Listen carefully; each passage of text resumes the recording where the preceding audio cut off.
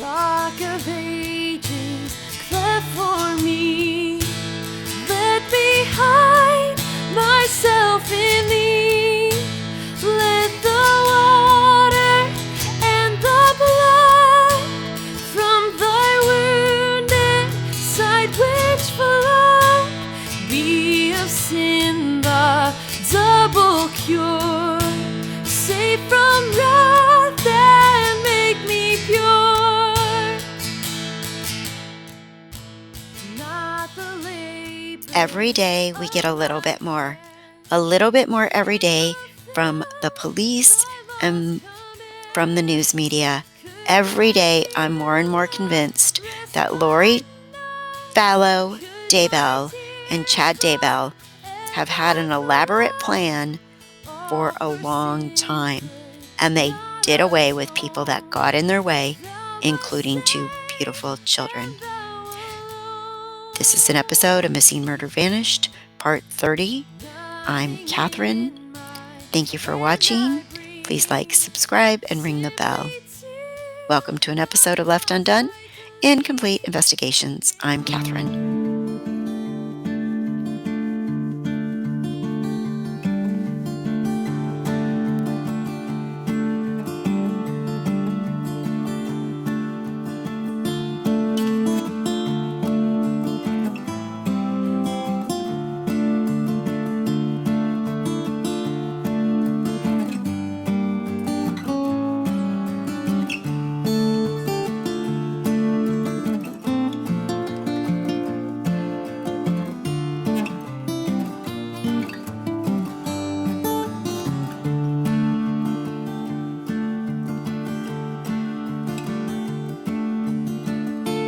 Continuing coverage tonight in the twisted saga of Lori Vallow and her missing kids. It's taking yet another turn tonight. Fox 10 confirming that the Chandler Police Department is investigating several emails connected to the former husband of Lori Vallow. Now, he was shot and killed by Lori's brother. He claims self-defense. The emails bring up Lori and Chad Daybell, her current husband. Justin Lum joins us live in studio, trying to sort all of this out. Lots of twists and turns, Justin. Right, Linda, and over the past 2 months, we've uncovered several signs from Charles Vallow: the divorce paperwork, a protection order against Lori. His lawyers even told us he feared for his life last February. Charles believed Lori had changed when she joined a religious group, and in this email from Charles, it's the first time we've seen him mention Chad Daybell, along with a letter sent to Chad. But by who? Police don't know. We don't know who wrote it. We're not specific as far as where it came from, and that's something what we're trying to get to the bottom of. Who would write this letter to Chad Daybell claiming to be Charles Vallow? On June 29th, Charles attached this document to an email he sent Adam Cox, his wife's brother. This is one of the reasons why the investigation is still open. Because Charles was talking to Adam about Lori Vallow. One part reads, "Open this letter and see what she did. I'm not sure of the relationship with her and Chad Daybell, but they are up to something." Charles claimed Lori created an email account in his name and sent this long message to Chad pretending to be him. It says, "We really enjoyed having you stay with us back in November when you came to the Preparing a People conference." The message said Charles wanted help writing his own book. It reads, "I'm willing to pay you well to help get this book in shape as my ghostwriter." Whoever acted as Charles also offered to fly Chad out to Arizona and cover his expenses, even inviting him to stay in his guest room. It was over my sister. He was getting physical with her, and so my niece came out with her bat. 2 weeks later, on July 11th, Lori's other brother, Alex Cox, tells police he shot Charles to death. Alex claimed Charles hit him in the head with a metal bat during a fight. The police report says Lori left the scene moments after the shooting, but came back a little bit later. I asked Sergeant Jason McClymans if Lori and Alex's hands were swabbed during the investigation. I know that they did do some photographs and stuff of that nature, but I'm not specifically sure about the hand swabbing of them. It's something I would have to talk to the detectives about. At the end of Charles's email to Adam, he wishes him luck in trying to help Lori and says, "I was the only one brave enough to try and get her help in January, and look what happened to me. We now know what happened to Lori. She's about to be extradited from Hawaii to Idaho. Her children, JJ and Tylee, have not been seen in more than 5 months." So here's this email, right? And I'll tell you my thoughts after I read it. And I know I did read a little bit of Something Alive, but I think this is really interesting to kind of look at. Hello, Chad. I hope you are doing well. This is Charles Vallow from Arizona. We really enjoyed having you stay with us back in November when you came to the Preparing a People conference. I appreciated you taking time to talk to me about the book I've been working on. Well, more than 6 months later, I still haven't made much progress on it, but I feel an urgency to get it done. As the managing partner of Right Planning Group, I'm going to have the opportunity to speak at various conventions beginning in the fall. But everybody says I need to have a book available that summarizes my life and shares the principles I follow. So I will cut to the chase. I am willing to pay you well to help me get this book into shape as my ghostwriter. I really liked your autobiography and the tone you took in sharing experiences without preaching. Is there any way you could come here for a couple of days and help me get the book underway? I feel like talking in person would be much more valuable than a phone call or video chat, mainly because I would like you to read through some of my journals and explain to me how the publishing industry works. It would help me to know whether I truly have a book in me and whether you want to team up on it. I played minor league baseball and have plenty of stories that my audience could relate to, along with the knowledge I've gained running my own company. So I do feel the book would contain valuable information even beyond the convention circuit. I'm out of town until Saturday, but I would gladly fly you down here early next week before the holiday and cover your expenses. You could stay in our guest room like before, or in a hotel if you prefer. I hate to take you away from your family, but I know this book is vital to my speaking success.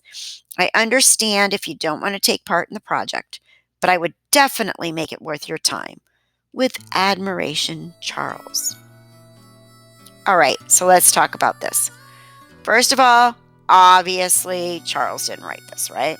Charles didn't want to write a book, and he certainly didn't want Chad Daybell to be his ghostwriter. So, as I was thinking about it and as I got input from other people, this was an elaborate, in my opinion and other people's opinion, a little scheme. This fake email from Charles, which was probably written either by Chad or by Lori, which I wouldn't be surprised if it was written by Chad, to be honest, was then fake sent to Chad. And Chad could show it to Tammy and say, oh, look, these people want me to come and ghostwrite their book, right?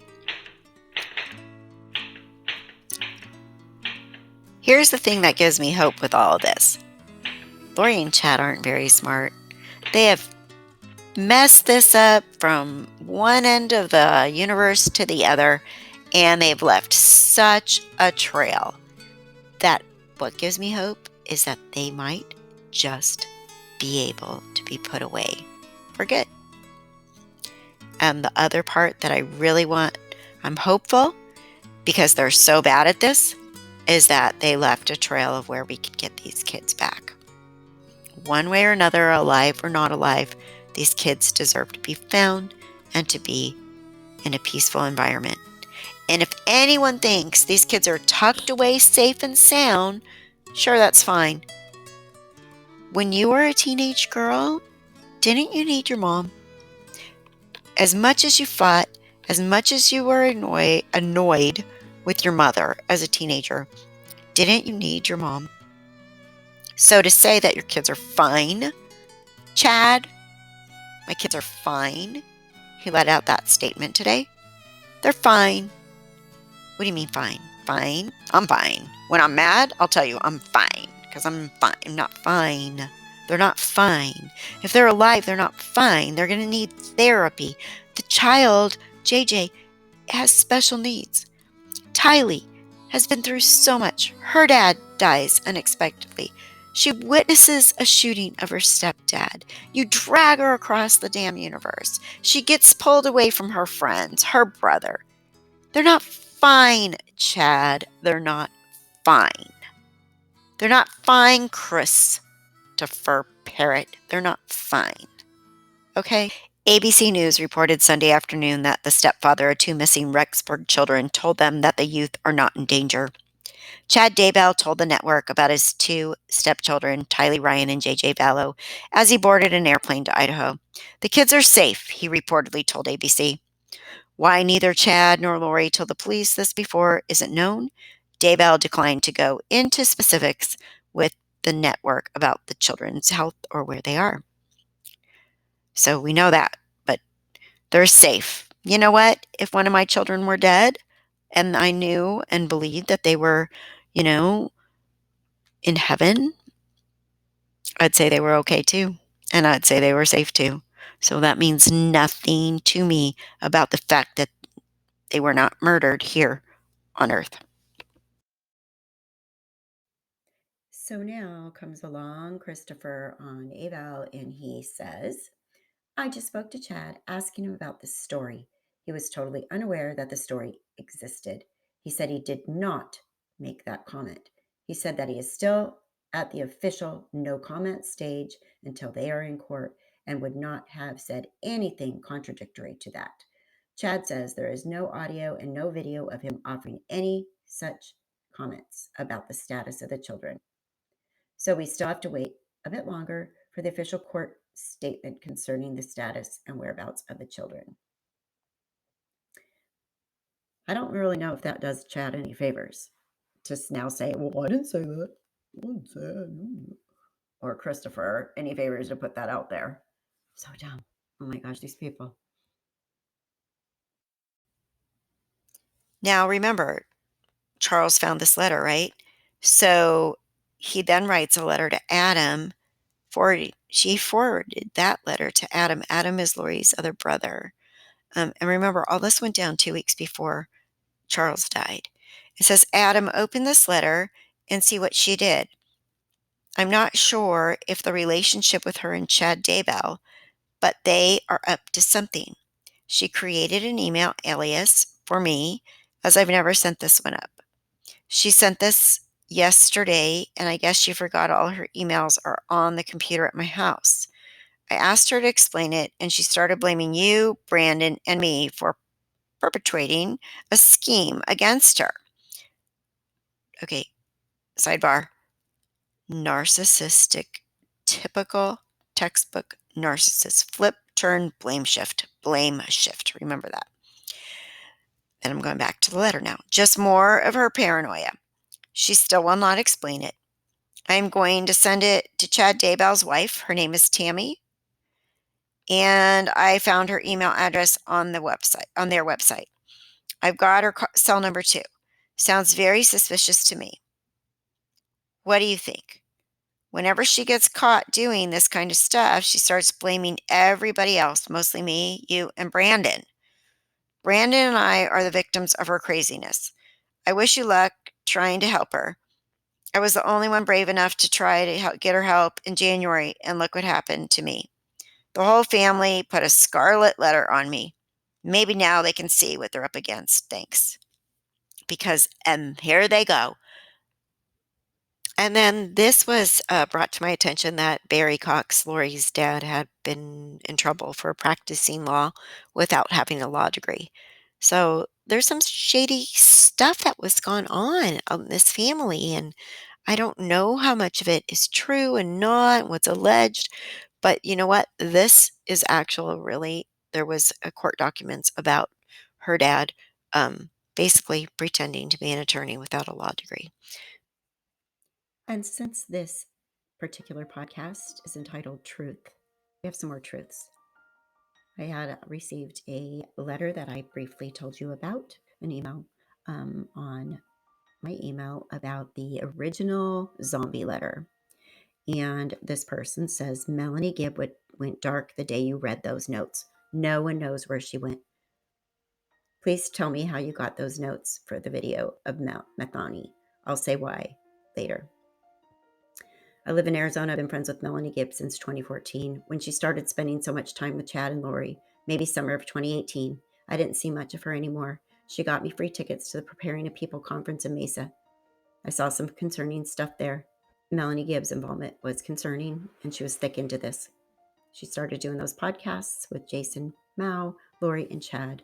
Said I saw her again at a funeral, and she was sharing how she was being translated and that there was heat coming out of her head. She spoke to my husband and I for over an hour at the luncheon. I regret tuning her out. Just before we parted, she grabbed my hand and put it on her head, and she said it was hot, creepy. She spoke of multiple probations and portal travel. I just didn't want anything to do with this. Melanie Gibb had told me she would speak to the news after Chad and Lori were in jail. I hope she keeps her word on that. On December 20th, I called her to see if she was okay, and she told me that she had been telling her story to as many people as possible. She wanted people to know the truth. Just after Tammy died, her new boyfriend actually convinced her to look at what she was believing. I believe it has been a process for her, but she's definitely out of the cult and may still not be out of the woods, if I can say it that way. How could a person just drop all that stuff like it never happened? But I trust she is not paying any attention to the media, and I picture her becoming sort of a nun in her commitment to overcoming the great deception that had overtaken her. Now back to the notes you received. Melanie Gibb has spoken to at least 20 of us, so we all have similar notes. I got a call from a gal asking if I had spoken to Melanie Gibb. When she said yes, she told me she had notes she took down. I only have my memory. We were both told similar things, and I heard things and she didn't, and vice versa. I asked her to mail me her notes. I received them on a Monday night. I copied them and put them in my cell phone notepad and added my details to hers. That's all that happened to the notes she sent. I then sent my notes to 2 other friends that I trusted. My notes have never seen the light of day. Her notes remain in my inbox, showing they never were forwarded. But on that Saturday, her notes were read by you, meaning me, Catherine. She called me to tell me that I was the only person she had mailed them to. This may be a reason Melanie Gibb is not speaking to me. I had guarded her privacy to the maximum. The 2 I shared with have never shared that with anyone, and I trust them. So basically, the exact notes that the friend sent to her are the ones that were released to me, and she has no idea how those exact notes were released to me. And to be honest, I don't either. I don't. Melanie Gibb has given everything to the authorities. She has even made a recording of her conversation with Chad and Lori when she confronted them about JJ's whereabouts. The notes weren't real clear. I'm willing to share with you what I know, but Melanie Gibb needs to be able to surprise the court when this goes to trial, and she can. Sometimes knowing a puzzle piece helps make sense of something unexpected. Christopher and I have not been on good terms for years. He is very much a man's club guy. He's demeaning to women who question him. He has run off many good people.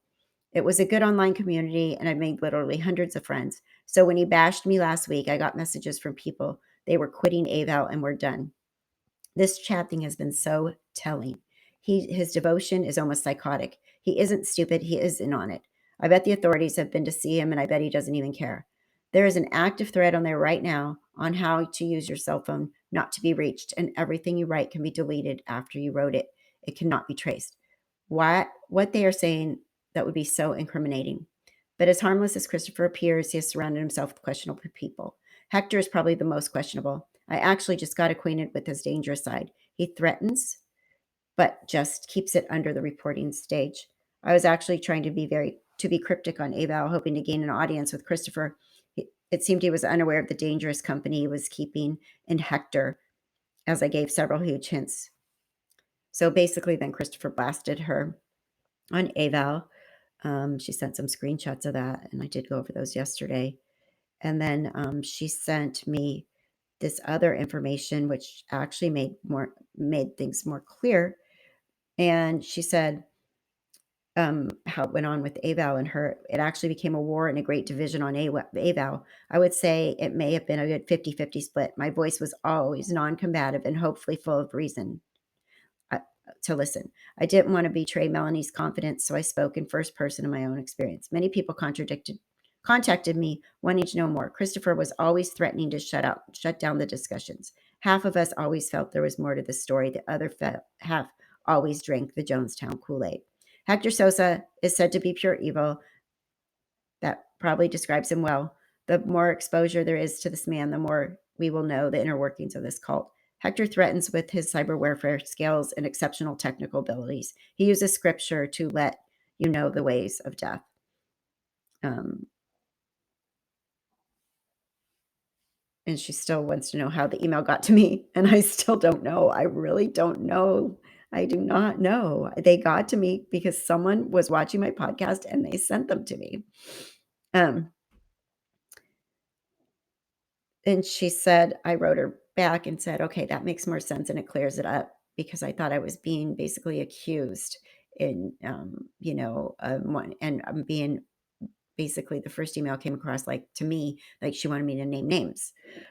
But then she did say she is as upset as everyone else and had no intention of offending. Says, thank you for clearing that up, but I can promise you this dark cult most likely is the reason the kids are missing. And then she said, please take care. And she said, pretty sure Christopher knows that the email was for me. Apologize for not being more informative. Just do what you have to do and get this news out there. She said she's embarrassed she was ever part of AVAL, and then it became addictive. She said, tonight I'm closing my account there. It will probably bite me for years to come. Christopher is backing Chad to the sky. I'm calling this Chadtown instead of Jonestown. And then she says, remember when JJ told his neighbors he was going to Grandma Kay's, then disappeared a day or two later? Then when Alex was questioned, he said JJ was at Kay's. I think Lori wanted to do that and was talked out of it. Her mission was too important to include children. Maybe more will be said in court over this. Hoping other folks speak up too. Prayers for your protection and ability to do this. You are needed always. So she's thinking that maybe Lori actually was going to send JJ to Kay, but the cult got in her head and told her no, they're in the way. So, to be continued as always. I'm Catherine. Thanks for watching another episode of Left Undone, Incomplete Investigations. I do have a Patreon account. Link is below, a PayPal account, if you are interested in helping me keep my channel going. Thank you so much. Appreciate every one of you.